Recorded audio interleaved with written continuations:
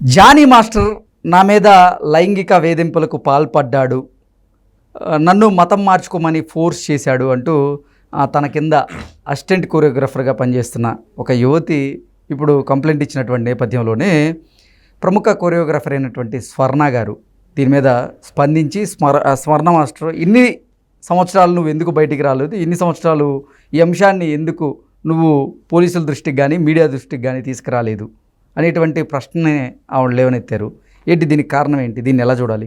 Number 1, అమ్మాయి 14 years ఉన్నప్పటి నుంచి తనకి పరిచయం, చిన్నపిల్లగా ఉన్నప్పుడు. ఇతను ఆ టైం నుంచే ఈమె మీద దాడి చేయడం స్టార్ట్ చేశాడు. ఫస్ట్ తెలిసి తెలియని వయసు ఉంటుంది, చిన్నపిల్ల, అప్పుడే మెచ్యూర్ అయినటువంటి చిన్న మైండ్లో ఒకటే ఒక కళ, నేను కొరియోగ్రాఫర్ అవ్వాలి. సరే, ఓ సంవత్సరం అయింది, వీడి దాష్టికం పెరిగిపోయింది, అవునా? అప్పుడు ఇంట్లో చెప్పాలి, అమ్మా నాన్న నన్ను పలానా వాడు రక్కుతున్నాడు, గోకుతున్నాడు, ఏదేదో చేస్తున్నాడు. అలా ఏదేదో చేసే చోట, అలా ఏదేదో రక్కించుకునే చోట, ఎవడెవడో గోకే చోటికి నువ్వెందుకు వెళ్ళావమ్మా, ఇంటికి రా, మేము చూసుకుంటాం, నేను మనకు అవసరం లేదు అలాంటివి అంటారు. ఇంటికి వెళ్ళిపోతే నా కళ ఏంటి, నేను కొరియోగ్రాఫర్ అవ్వాలి, అది పోతుంది. ఈవిడకి అనుకోకుండా వచ్చిన అదృష్టం ఏంటంటే షేక్ జానీ పాషా కన్నుబడడం వల్ల ఈ పిల్ల ఆయనకి అసిస్టెంట్ కొరియోగ్రాఫర్ అవ్వగలిగింది. ప్రతి మహిళ కూడా నిజంగా భవిష్యత్తుతో పాటుగా మానం కూడా చూసుకుంటారు కదా. అవును అవును. అంటే స్వర్ణ గారి ప్రశ్న ఏంటంటే, నిజంగా నిన్ను జానీ మాస్టర్ గనక 5 సంవత్సరాల నుంచి ఇబ్బందికి గురి చేస్తూ ఉంటే, నీ మీద లైంగికంగా దాడి చేస్తూ ఉంటే, ఈ 5 సంవత్సరాలు మాట్లాడకుండా ఇప్పుడే ఎందుకు నువ్వు బయటకు వచ్చావు అంటూ ప్రశ్న. అక్కడికే వస్తున్నా, స్టార్టింగ్ నుంచి చెప్పా. విషయం ఏంటంటే, ఫస్ట్ 1-2 సంవత్సరాలు చేసిన తర్వాత ఇంట్లో చెప్పితే, ఇంట్లో కన్నా చెప్పమ్మా అంటారు. ఇంట్లో చెప్పితే అమ్మా నాన్న నన్ను ఇలా గోకుతున్నాడు అంటే, నువ్వు ఆ ఏరియాలో ఉండడం నీ తప్పే, నువ్వు ఇంటికి వచ్చేసే అంటారు. నెక్స్ట్, ఇక్కడ ఒక 5 ఏళ్ళు వీళ్ళు పని చేస్తేనే నువ్వు కొరియోగ్రాఫర్ అవుతావు. అండ్ ఈ అమ్మాయి అదృష్టం ఏంటంటే, వీడి కన్నుబడడం వల్ల ఆమె అసిస్టెంట్ కొరియోగ్రాఫర్ అవ్వగలిగింది.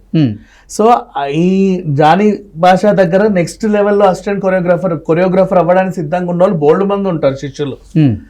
ఫస్ట్ అటెంప్ట్ లోనే ఈ పిల్ల ఎందుకు ఆ పోస్ట్కి వచ్చింది అంటే, వీడి కన్నుబడింది ఆ పిల్ల మీద. ఇతనికి టీనేజర్లు అంటే మోజు, అందుకని చెప్పేసి ఇంత గతంలో ఒక కాలేజ్ అమ్మాయి మీద కూడా ఇలాగే చేస్తే 2015లో, 2019లో ఆ కేసుకి 4 ఏళ్ళు అదేంటి 4 months ఏదో 6 months జైలు శిక్ష పడింది, జరిమానాతో సహా 2019లో.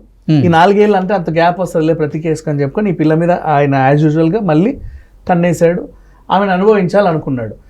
ఎక్కడ అవుట్డోర్ షూటింగ్ ఉంటే అక్కడికి తీసుకెళ్లి ఈ పిల్ల మీద పడడం, ఆ పిల్లకేమో నో, దూరం నెట్టేయడం. ఇతను ఏం చేసేవాడు, ఇష్టం ఉన్నట్టు కొట్టేవాడు, అందరి ముందు అవమానించేవాడు. ఆ పిల్ల అలా ఉంది. మరి అంతగా అవమానాలు భరించి అంతగా ఇది చేసి అక్కడ ఎందుకు ఉంటున్నావు, అక్కడ వద్దు నేను ఉండలేను అనుకుంటే ఇంటికి వెళ్లాల్సి వస్తుంది, నేను కొరియోగ్రాఫర్ అవ్వలేను అలా అని చెప్పి ఇతని దగ్గర మానేసి ఇంకో స్టార్ కొరియోగ్రాఫర్ దగ్గరికి వెళ్తే ఈడు చెప్తే వాడు నన్ను తీసుకోడు, ఎక్కడ నేను బతకలేను. అంతే. నా అదృష్టం ఏంటంటే వీడి దగ్గర నేను ఒక 5 ఏళ్ళు అడ్జస్ట్ అయ్యాను అంటే, నా కార్డ్ వచ్చేస్తే నేను కొరియోగ్రాఫర్ అయిన తర్వాత వీడి తల మీద దన్నేచ్చు. నేను కొరియోగ్రాఫర్ అవ్వాలి అంటే నాకు ఒక ఎక్స్పీరియన్స్ వీడి దగ్గర నుంచి వస్తుంది. అలా అని చెప్పేసి వీడికి నేను అడ్జస్ట్ అవ్వను. వీడు దగ్గరకు వచ్చినప్పుడల్లా నేను నోనే చెప్తున్నా, నేను దూరమే నెట్టేస్తున్నా. కానీ వీడేం చేస్తున్నాడు, తల తీసి అద్దానికి వేసి కొడుతున్నాడు, ఇష్టం ఉన్నట్టు కొట్టేస్తున్నాడు, వేధిస్తున్నాడు. ఈ వేధింపులన్నీ తట్టుకొని ఉంటుంది. ఆ పిల్ల కెరీర్ కోసం, కార్డు కోసం ఉంటుంది. అలా అని చెప్పి ఈయన మీదే కంప్లైంట్ ఇవ్వచ్చు కదా, స్టార్ కొరియోగ్రాఫర్లు ఎవరన్నా ఉంటే, మా మాస్టర్ నన్ను ఇట్లా చేస్తున్నాడు అట్లా చేస్తున్నాడు అని. అప్పుడు వీడు పనిలోంచి తీసేస్తాడు. వీడు పనిలోంచి తీసేస్తే మళ్ళీ ఇంటికి వెళ్ళి కూర్చోవాలి. ఇప్పటిదాకా ఉన్న ఎక్స్పీరియన్స్ కూడా వేస్టే కదా. కరెక్ట్ కొన్నాళ్ళు అడ్జస్ట్ అయ్యింది, ఆల్మోస్ట్ కొరియోగ్రాఫర్ అయిపోయింది. సినిమాలు కూడా పట్టుకుంటుంది. సినిమాలు పట్టుకునే టైంలో ఈమెకు మంచి మంచి మూవీలు వస్తున్నాయి, కార్డు కావాలి. కార్డు కోసం ఏంటి, చిల్లర ఎంత 6.5 లక్షలు, 6.5 లక్షలు ఇవ్వడానికి రెడీగా ఉంది. కార్డు ఇవ్వట్లా, ఈయన ఇన్ఫ్లుయెన్స్ తో ఇప్పించట్లా. సరే, ఒకలో కార్డు వీడు ఇప్పించేది ఏంటి, నేను వేరే సీనియర్ల కార్డు మీద, అంటే మంచోళ్ళు కూడా ఉన్నారు కొద్దో గొప్ప, లైక్ మన రాకేష్ మాస్టర్ లాంటి వాళ్ళు, అలాంటి వాళ్ళు, అంటే వాళ్ళకి పని లేకుండా కార్డు అవుతుందిగా, అలాంటి వాళ్ళ కార్డు మీద పని చేసుకుందాం అని చెప్పేసి ఆ కార్డు మీద పని చేయడానికి వెళ్తే డాన్సర్లను ఇచ్చేవాళ్ళు కాదు, ఒక్క డాన్సర్ కూడా వెళ్ళేది కాదు, డాన్సర్స్ పంపేవాళ్ళు కాదు. సో ఇట్లా ఉండేది, నరకం చూసింది. ఇటేమో ఆఫర్, సార్ ఒక 2 రోజులు అనలేదు ప్రొడ్యూసర్ గారితో, సర్లే అమ్మ నీకేవో రాజకార్యాలు ఉన్నాయి కదా, గొడవలు గిడవని సర్దుమనగాక మళ్ళీ నెక్స్ట్ నేను పిలుస్తాలే, ఇప్పుడైతే నాకు ఈ సినిమా అర్జెంట్, నేను ఇంకోటితో చేసుకుంటా. ఇలా అవకాశాలు వచ్చినాయల్లా పోతున్నాయి. ఎందుకంటే కార్డు రాకపోవడం వల్ల. ఆయన ఇప్పికపోవడం వల్ల వేదనకు గురైంది. అప్పటికే వాట్సాప్ గ్రూపులలో చెప్పుకుంటూనే వచ్చింది, వీడి వల్ల నేను చాలా ఇబ్బంది పడుతున్నాను, నాకు ఎందుకు కార్డు ఇవ్వట్లేదని ఫైట్ చేస్తూ ఉంది. నెక్స్ట్ ఆ తర్వాత మన ఝాన్సీ గారికి కూడా కలిసింది, వెళ్ళి కంప్లైంట్ ఇచ్చింది. అప్పుడు ఝాన్సీ గారి దగ్గరుండి చూసిన తర్వాత ఈ కేసుని పరిశీలించాక ఇక్కడ సెటిల్ చేసే విషయం కాదు, ఈ అమ్మాయి వర్క్ అనే ఇది చూపించి ఎప్పటి నుంచో హింసకు గురవుతా ఉంది, ఈమెకు లీగల్ గా తనకి న్యాయం జరగడం అవసరము అని భావించి నువ్వు వెళ్ళి లీగల్ గా ప్రొసీడ్ అవ్వని చెబితే అప్పుడు లీగల్ గా ప్రొసీడ్ అయింది. ఇన్నాళ్ళు ఎందుకు చెప్పలేదు, ఇన్నాళ్ళు ఎందుకు చెప్పలేదు, మంచి ఆన్సర్ ఏంటో చెప్పనా. ఈ పిల్ల ఇప్పుడు మాట్లాడినటువంటి స్వర్ణ మేడం అంత సీనియర్ ఏజ్ ఏం లేదు, 30-40 ఏళ్ళు వచ్చి తలలు బండిన ఏం కాదు, అప్పుడే మైనర్ నుంచి ఇప్పుడు మేజర్ అయినటువంటి అమ్మాయి.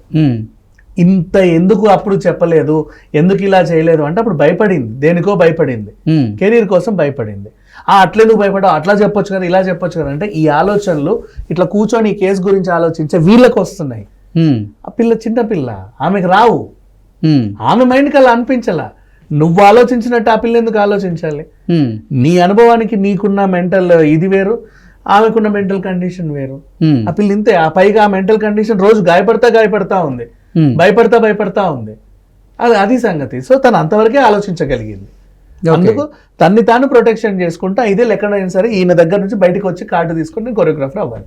ఒక రోజు నేను కొరియోగ్రాఫర్ అయిన తర్వాత అప్పుడు తనతో వీడి సంగతి ఏంటో తెలుసుకుంటా అనుకుంది. నిన్న ఎలా కొరియోగ్రాఫర్ అవ్వని ఇస్తారు, నేను బతుకుండగా నువ్వు అవ్వని ఈయన కూర్చున్నాడు. ఓకే, ఇప్పుడు ఇక్కడ దాకా వచ్చింది అంతే. 5 ఏళ్ళుగా అందరూ మాట్లాడుతున్నారు కానీ ఆ పిల్ల వయసు కూడా చూడండి, ఆమె చిన్న పిల్ల, ఎందుకో భయపడింది అంతే. 30 years 40 years అంటే కొంచెం గట్టిగా మాట్లాడే వాళ్ళు ఉంటారు, ఆమె భయపడితే గట్టి గరిస్తే మూల కూర్చునే వయసు ఆమెది.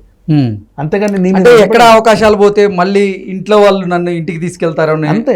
ఒకటి ఇంట్లో చెప్తే ఇంటికి తీసుకెళ్లిపోతారు అక్కడ ఉండకు అని, అంతేగాని అక్కడే ఉండు ఎదిరించి పోరాడని ఏ తల్లిదండ్రులు చెప్పరు. వాళ్ళకి కావాల్సింది కూతురు మానం కాబట్టి ఎవ్వరు అట్లా అంటారు. రామ్మ ఇంటికి వెళ్ళిపోదామని అంటారు. ఇంటికి వెళ్ళలేదు, కొరియోగ్రాఫర్ అవ్వాలి, ఖచ్చితంగా అవ్వాలి, అది సంగతి. ఆమె అలా పెట్టుకుంది. అలా అని వీడి మీద కూడా కంప్లైంట్ ఇవ్వలేదు, ఖచ్చితంగా వీడి కిందే చేయాలి. ఆల్రెడీ ఇంత ఎక్స్పీరియన్స్ వచ్చింది కాబట్టి. మళ్ళీ ఇంకోటి దగ్గరికి వెళ్తే నన్ను తీసుకోరు, వీడు కంప్లైంట్ ఇస్తే వీడు పనిలో పెట్టుకోడు, గెంటేస్తాడు, ఇంకేం చేయను. చచ్చినట్టు వీడు ఫేమ్ని ఉపయోగిస్తా ఇక్కడే ఉండాలి. వీడి దగ్గర పనిచేశాను, నా ఈ అనుభవం నాకు ఇంపార్టెంట్. ప్రెసెంట్ వీడు ఎలాంటి వాడైనా కానీ అనుభవం నాకు ఇంపార్టెంట్. దానికోసం ఆమె పైగా ఆ వయసులో ఆమె అంతవరకే ఆలోచించగలిగింది, అది అర్థం చేసుకోవాలి. ఆ వయసు కూడా ఇంపార్టెంట్ అంతే. చిన్న వయసులో ఆమె అంతవరకే ఆలోచించగలిగింది. వీళ్ళందరూ తలలు పడిన మీద వల్ల ఆమె ఆలోచించలేకపోయింది. అది మరి వీళ్ళ ఎక్స్పీరియన్స్ తగ్గట్టు వీళ్ళు మాట్లాడతారు కానీ కూర్చొని ఆలోచిస్తే అందరికీ పిచ్చి పిచ్చి ఆలోచనలు వస్తాయి. ఆ పిల్లకి మాత్రం అంతే అనిపించింది.